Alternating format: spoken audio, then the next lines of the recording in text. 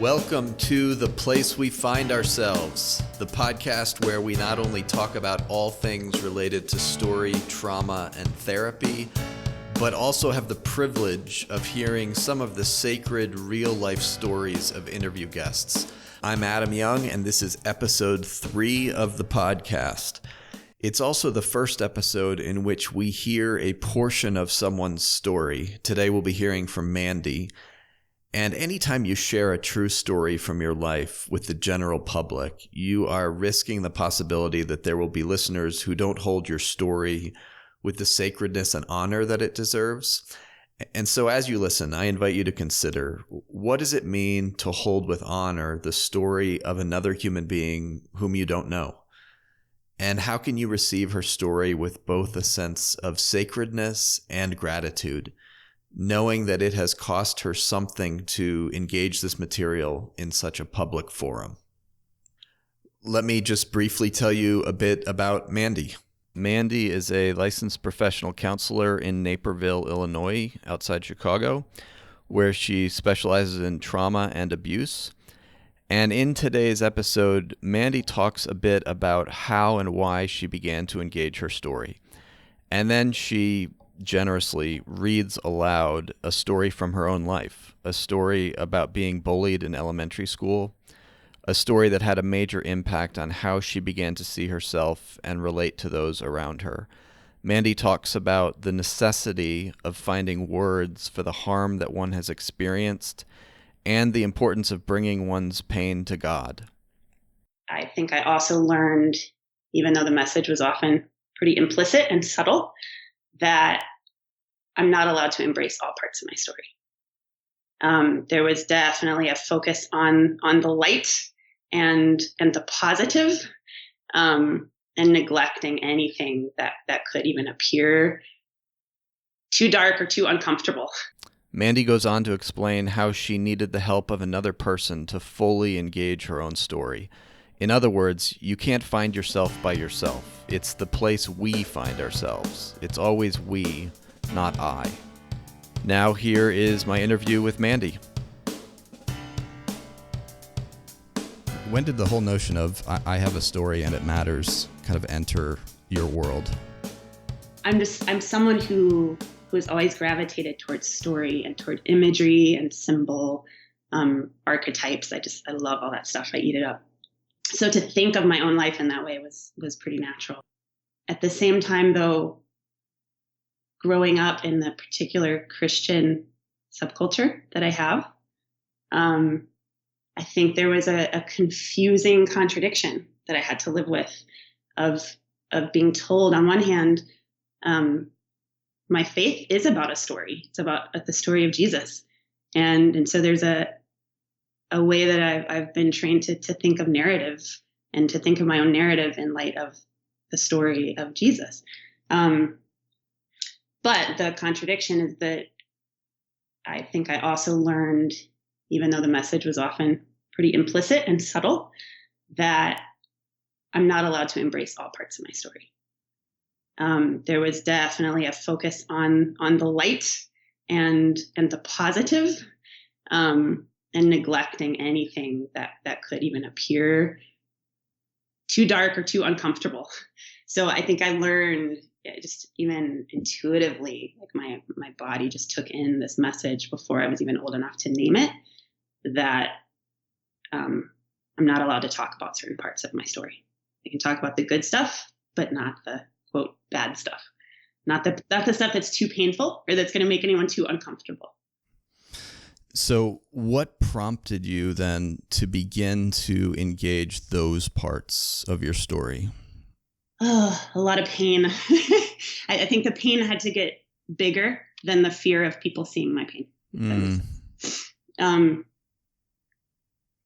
I can think of really two significant periods in my life, two places where I kind of had to make a decision about, am I going to engage my pain or not? My family moved a lot growing up. Like every few years, we would change location, and some of it was international moving as well.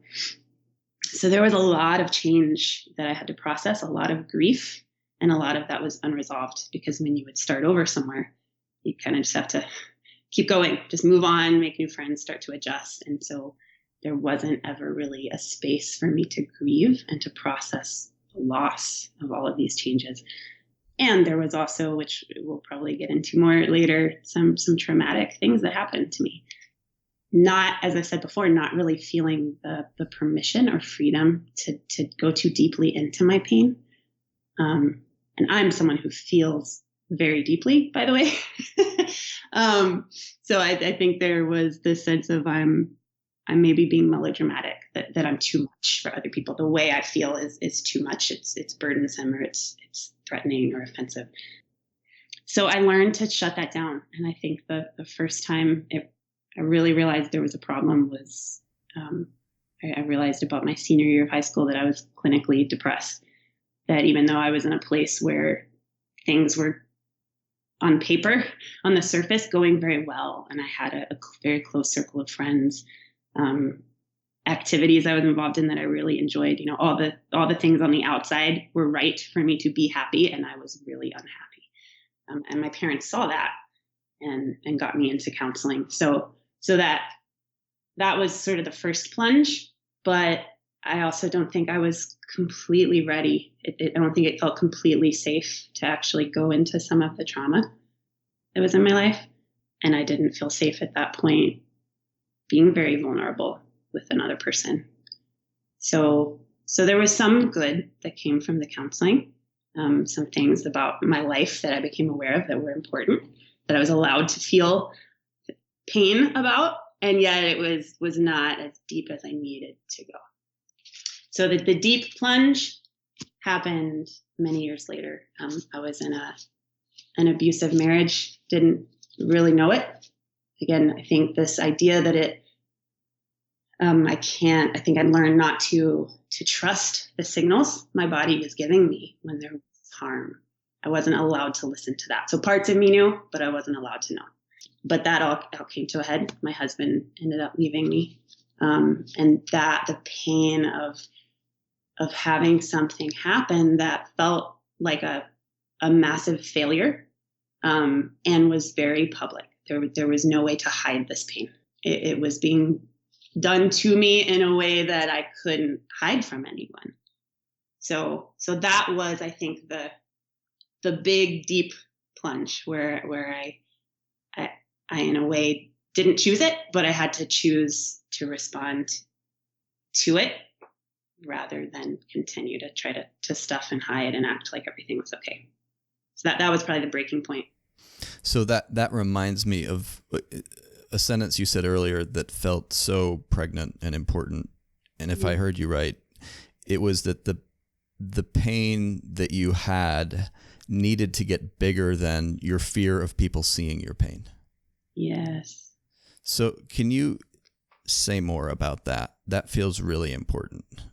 And if I can add something, is that related to this whole sense you had of being too dramatic? Absolutely. I think there are stories that where explicitly I was shut down and learned I was too much. And a lot of it was more implicit. I think because I feel very deeply, I'm deeply intuitive and empathic. I probably picked up a lot of really subtle messages too about just what other people need to be comfortable. And in order for me to survive and be comfortable, I needed to make everyone else comfortable. So what I did, I think on an unconscious level, was choose to give other people what they needed over being allowed to be myself. And I think I had actually internalized the message that who I am is too much. It's bad. And again, to go back to that, just that the expression of faith that I experienced was hope, was actually what that more looked like in the culture I grew up in, was optimism. No matter what's happening, we need to be optimistic and positive. And I think I was actually a deeply hopeful child who believed that I could handle my own pain. And I needed witnesses who would give me that same message, but that was really lacking. It seems that the pain that you were in had to get so big that you honored it, even though your kind of Christian subculture was saying that's not allowable. Yep. So how did you come to begin to honor the pain that you were in and let it be known to some? So I think there was, this initial point during my divorce of it almost felt like pure survival response, that how I made or God in me or however you want to word that. It was almost just a driving impulse. I have to do this. I have to get care. Or I can't keep going if I don't. And fortunately, there was a circle of people. I happened to be in a church at the time in downtown Aurora, where the leaders were not threatened by pain and brokenness, and actually were very supportive of me in that process. I still needed much deeper care than they were able to give, and so I ended up at some point asking for I was actually in grad school at the time, or this is a bit later after the divorce, but was going to grad school and doing my internship, decided to become a therapist to care for other people's pain and got a referral for someone who specialized in trauma. I think I'd gotten to the point in just that year or two after the divorce of realizing this is trauma that I've experienced. I was able to name that and knew that I need someone who understood trauma to help me.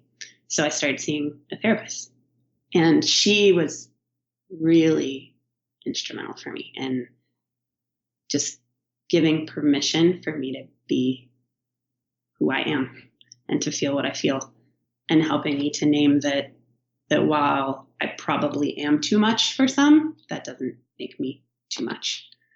That doesn't make me wrong or bad. So having that, just even that one witness who was willing to go into really deep, dark places with me gave me some kind of security that even if I threaten and lose others, I have this, and I know I'm not wrong and I'm not alone. So that fear of being alone is a huge core theme for me. So I think just that having that anchor of support was crucial, giving me permission to feel more than I'd been allowed to feel yet. And so I love that word witness. She bore witness to the darker parts of your story that you felt no one was willing to bear witness to. Yep.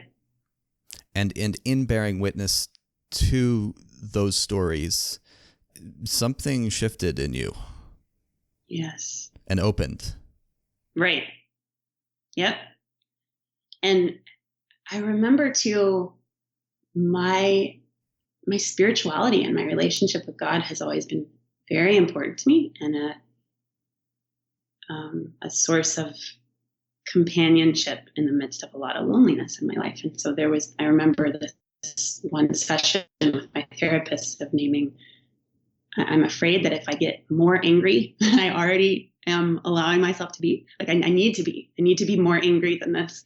And I need to be more angry at God. And I think I need to stay there for a while, like not just sort of get angry for an hour and then try to move on, but like stay angry because this is too big to work through in an hour. And yet I'm so afraid that if I let myself go there, I don't remember if I use these words exactly, but it basically lose God, like yes. Lose this relationship or somehow find myself in some horrible, ugly bitter place, that I don't want to go to. And in other words, if I let myself feel this, will I get stuck there? I think is really what I was asking. Yes. And so what you're saying just feels so important. It seems like it's the more that you had someone bear witness to your story, the more you were able to honor your own pain. And that prompted a conflict with your God. Yep. And you absolutely. And you did not evade that conflict. You engaged your God with your feelings about your trauma. Yeah. And I think it's important to name that my God, the version of God I had in my head was too fragile, because a lot of the people around me, the culture around me, had been too fragile to bear the amount of pain I was carrying. Yes. Or at least that was my perception. And so, I had to, it took a lot of faith, actually, to let myself hate God. Yes. And it's so ironic and so true that for many of us, God is too fragile. Yeah. And what I'm hearing you say is that you believed up until that time that God was too fragile to bear the weight of your unedited soul. Yeah, that's a good way to put it. I was doing a lot of editing. Yep. Again, it just feels like the word honor could be put over not just your willingness to look at the darker parts of your story, but your willingness to take that honestly to God. It's so honoring to both you and to him. Yes. Yep. Yeah. And I think that raises the point too, that really, even when people feel that we are too much for them, obviously there are some relationships where we have to realize, okay, this is toxic, this is unsafe for me, and I need to move on. But at the same time, there's a way that we can actually honor people more when we're honest about the fact that they have failed us.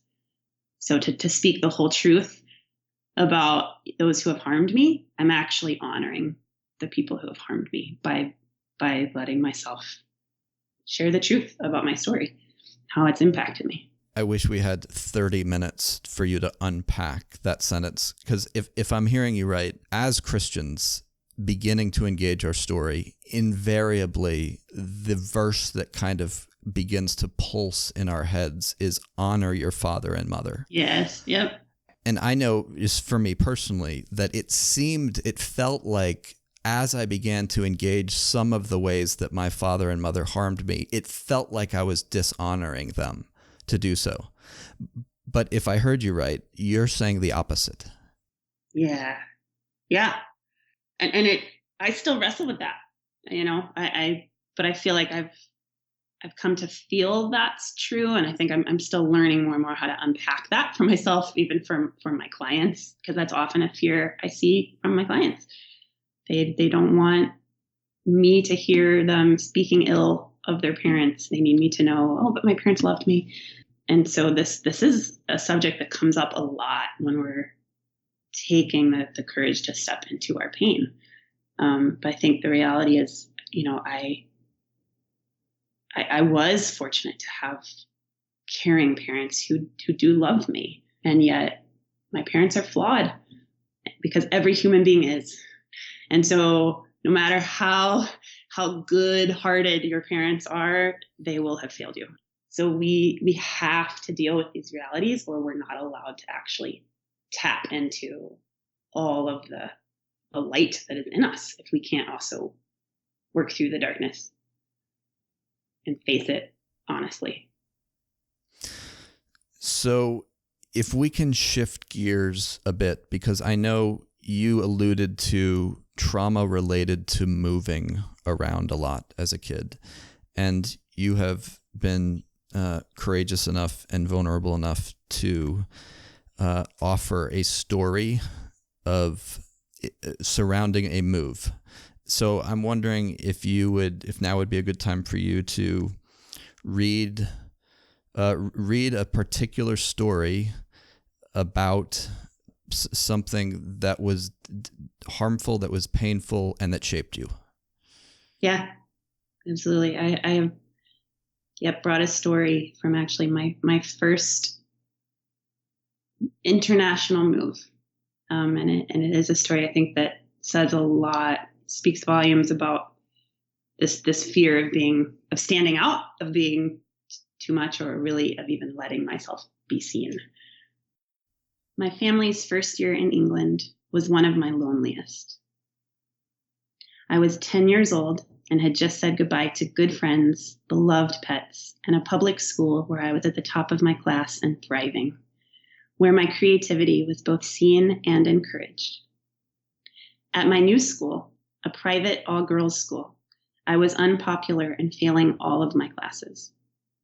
There were so many subjects I had never taken, and in the familiar subjects, I was very far behind. I spent all of my free time doing homework, and my parents spent hours teaching me what I hadn't already learned in school. I felt stupid, and I cried often. My new school had a lot of rules about how I ought to dress and behave. I was not allowed to stand out. The other students seemed to know these rules, but I did not know them. I was always getting into trouble with my teachers, and the other students teased me. If I wore the wrong shoes or the wrong kind of bow in my hair, my teachers would humiliate me. Once I was brought to the front of the school during an assembly to be used as an example of how not to dress. I was angry that no one taught me the rules or asked me why I did things differently from everyone else, but I was afraid to defend myself. I learned that I shouldn't expect others to understand me or to like me. I was alone. One morning, a teacher told my class to take a pen and paper and write down everything she said. She stood at the front of the room and began to dictate words from a book she held in her hand. I remember the first sentence ended with the words, "full stop." And those words didn't seem to fit the sentence. I wrote the words down anyway, and I waited. Our teacher used the words "full stop" again, and then I knew something was wrong. I suddenly realized that full stop meant period, and I wasn't supposed to write the words. I was supposed to use the punctuation mark. But now I was afraid that if I crossed out the words "full stop" without explaining why, I'd get in trouble for a messy paper. So I raised my hand. Our teacher looked surprised and impatient. "What is it?" I didn't know that full stop was a punctuation mark, so I've been writing out the words, I explained. She laughed. "Oh, have you?" Then she looked around the classroom and asked, "Has anyone else been writing the words "full stop" at the end of every sentence?" For a moment, it seemed she thought my mistake could be a common one. Perhaps she hadn't made the rules clear enough. But what followed was a chorus of "no, ma'am," as the other girls in the class shook their heads. My stomach dropped. Our teacher went on. "Does she always make mistakes like this?" "Yes," one classmate answered, and a few of her comrades sniggered. I felt my face flush. I wanted to defend myself. I wanted to say it's not my fault. I'm not stupid. But I just sat there, frozen, unable to say anything at all. Our teacher kept going. "What else has she done?" And my classmates began to list my failures. She uses pencil instead of pen. She writes too big. Her bows never match her clothes. The meanest girl in the class, the girl every other girl feared, was talking and laughing the loudest. I wanted to hide and I wanted to fight all at once. My bully was exposing my secrets, and no one was coming to my defense. Finally, I saw discomfort on our teacher's face as she directed the class back to our dictation. I wanted to cry, but I didn't. As the scene replayed in my mind, I focused hard on my paper. I had to write down everything the teacher said. I had to get it right. I had to make sure I didn't make any more mistakes. Thank you for sharing that. And One of the things I'm immediately struck by is you read that slowly, which feels, again, honoring to the girl in the story. Mm-hmm. Yeah. And I'm assuming that you have not always had that kind of posture towards her. No. You're right. I mean, as you say, it feels honoring to her. What I was thinking was I want her to know that I'm with her. Like I want, yeah, I feel like I can now take a posture of I'm with you in this. I'm on your side. I think I have a much more mothering stance towards this 10-year-old in me now. But yeah, that certainly has not always been the case. It took many, many years before I even could share this story. And my parents did eventually know during this year. It took a while to get up the courage just to name that I was being bullied, because that felt shameful. There was already shame. It already felt like this says something about me, that I'm unlikable. And that's embarrassing. I don't want my parents to know that I'm not liked. So that took some courage to even tell them. And I did end up leaving the school. But it took many more years before this specific story was told. The level of cruelty in this story is immense. Mm. I mean, yeah. You were put on display in front of a school assembly and mocked. Yeah. Yeah, right. I'm not just failing, but I'm used as an example of what failure looks like. This is who not to be like. Yeah. And so the two words that are coming to mind are really the two words that I associate with the core of trauma, which is powerlessness and abandonment by potentially protective caregivers. You're being mocked. There's immense powerlessness in that. But then the second half of the story shows that the person who could have and should have protected you, namely your teacher, not only abandoned you, but mocked you more. Yeah, she's the ringleader. Like, she actually encourages it. And I think that there's also some confusion about that in this story that I think contributed to why it was so hard for me to name the cruelty. And that's in the very last paragraph. I saw discomfort on our teacher's face. Like, finally, she looked uncomfortable. Yes. And so parts of me are thinking, why the hell did it take you so long? Why were you encouraging this? You know, that seems obviously cruel. And yet it also feels like there's something that was happening here that she wasn't expecting. It almost got out of control in some way, and she didn't know how to handle it. So that's really confusing to me. Are you cruel, or are you just stupid? Either way, it's you probably shouldn't have been in this role, is the feeling. Yes.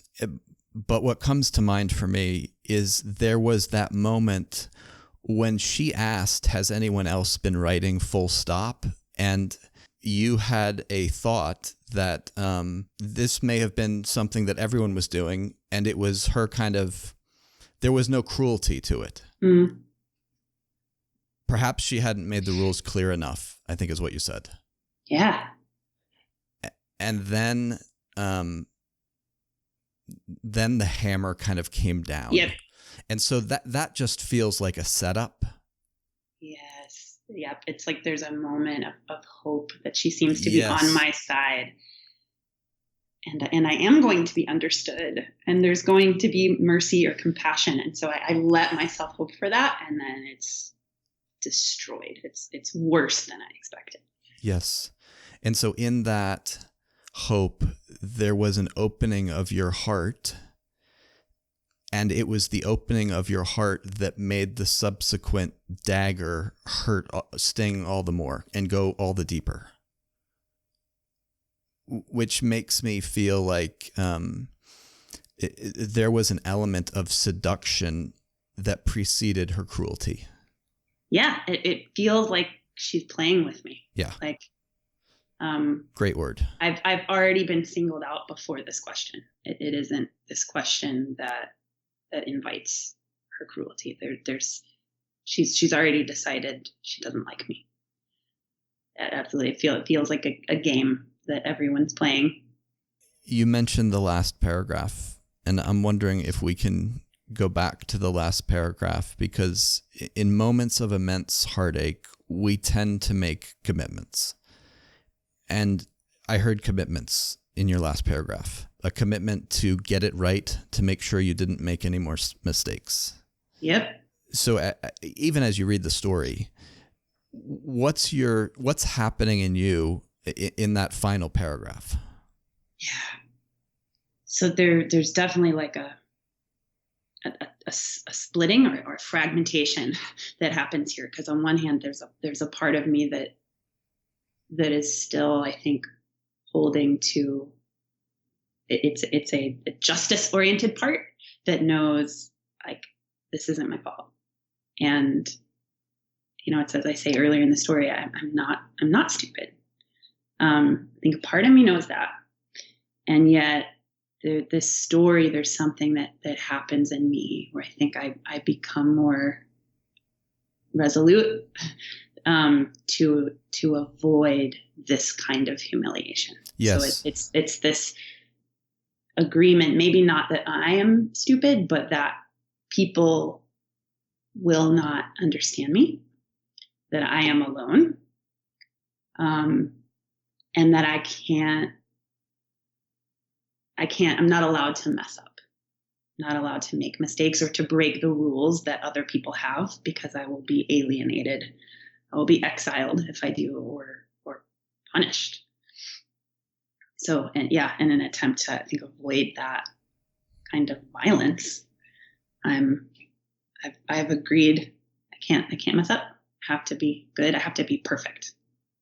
Yes, which makes the portion of the story where you told on yourself really, really curious to me. Mm-hmm. Because you had a sense, you kind of knew that you weren't supposed to be writing full stop. Yep. And you raised your hand and you made that known. Yep. Yeah. And on one hand, I mean, you can hear part of the reason for that is that I'm in a bind. I've been put in this bind of, I've already learned that if I have a messy paper, I will be ridiculed. But at the same time, I know I might be ridiculed if I explain why, if I admit I'm messing up. So, but there's something there's something I like about this little girl in that moment. Yes. Because I make a decision in that bind I guess that I'm still believing I'm allowed to make mistakes. There's something very innocent in that moment about her hope and about her decision that, okay, this is a mistake, but it's a mistake that makes sense. And so I'm going to expect this teacher to understand me, which makes it all the more tragic when she punishes me for that. I love that something in you likes something in her in that moment. When I think about her in that moment, I kind of think about you bringing your anger to God, in the sense of it was a moment in which you had the courage to speak authentically. It was a risk to bring what was true about what was happening to speech and to say it out loud to your teacher. It seems like a moment of immense courage. Yeah, and I think a lot of healing has had to happen for me to get there, to agree with that. That seemed more like foolishness to me for a long time. Why were you still expecting any mercy after all that had happened? And wouldn't it have been smarter to just let your paper be messy and get a bad grade than to speak up in front of the whole class? Like, what were you thinking? Yes. So this feels so important. Can you say more about your journey from you're a fool to, there was something else going on there that I can name as good? It's hard to answer without also first naming the complexity of, I think part of what got in my way of being able to bless her courage is that I also needed to, it was also important not to turn against her in the moments where she was afraid to speak, because that also happens in the story. So having to hold that tension, I think it was almost in order to maybe be okay with the fact that I later don't speak. I needed to call the first time foolish. Does that make sense? Yes. So I think I needed the help of other people, of other editors, other eyes and ears to realize that that of course I do learn that it isn't safe to speak up, and to be able to acknowledge the cruelty, the how cruel this place was to me. I think that had to happen in order to bless my decision at times to be silent, but then also at the same time be able to bless the fact that I would hope for kindness even in the midst of this kind of place. And I think somehow these two things go together. It's like to be able to bless our desire for kindness, our desire for care. We often have to be able to be really honest about the cruelty, the darkness. So these two somehow go together.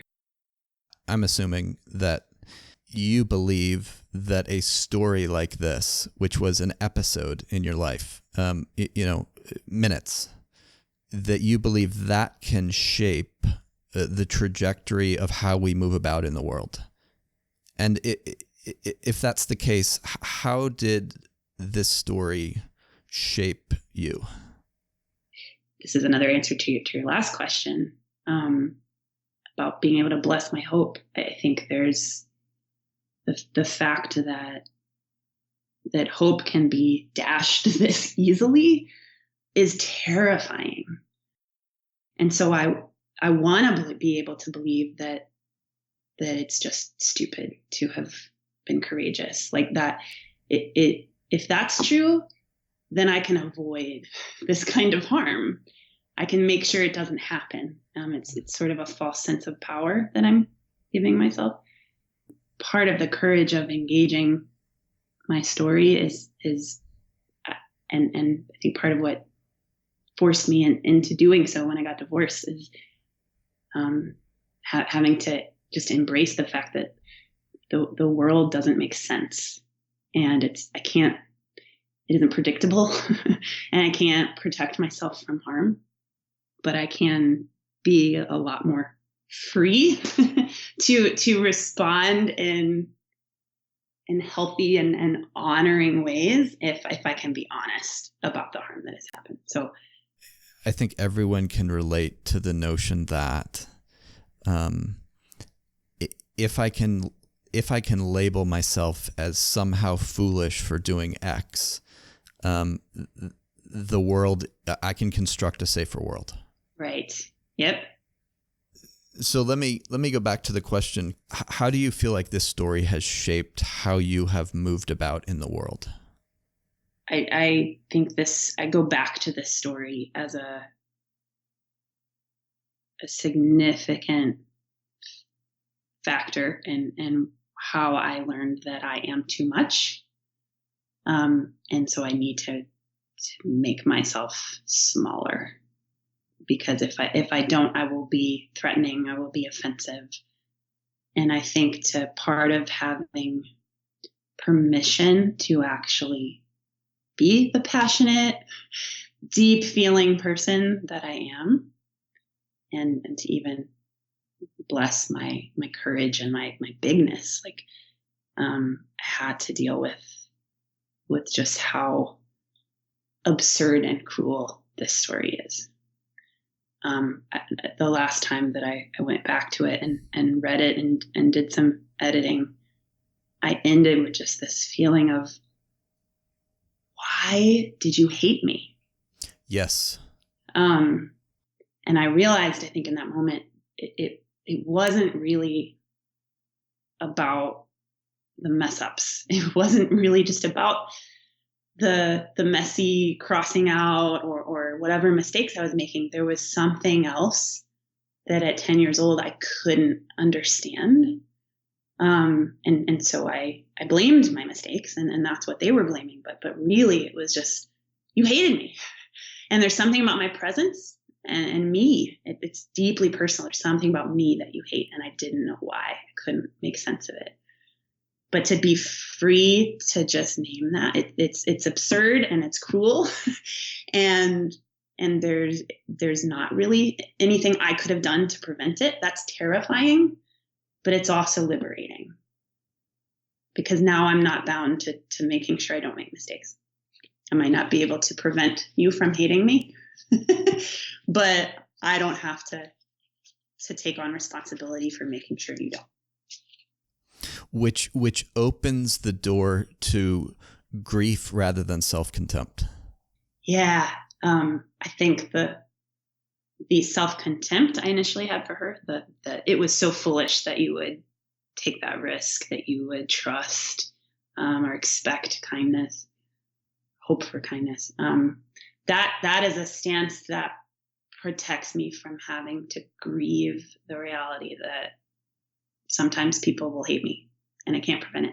And sometimes I will be too much for people and I will be threatening and people won't like me. And sometimes I will not fit in and I will feel that I don't belong. All of that is something that felt too scary and immense to let myself feel. But once I really name the cruelty and absurdity of her stance towards me, I have to grieve that. Is it fair to say that part of the shift in your posture towards her has been your willingness to grieve the cruelty and hatred of that teacher and that school? Yep. And I think because there is such an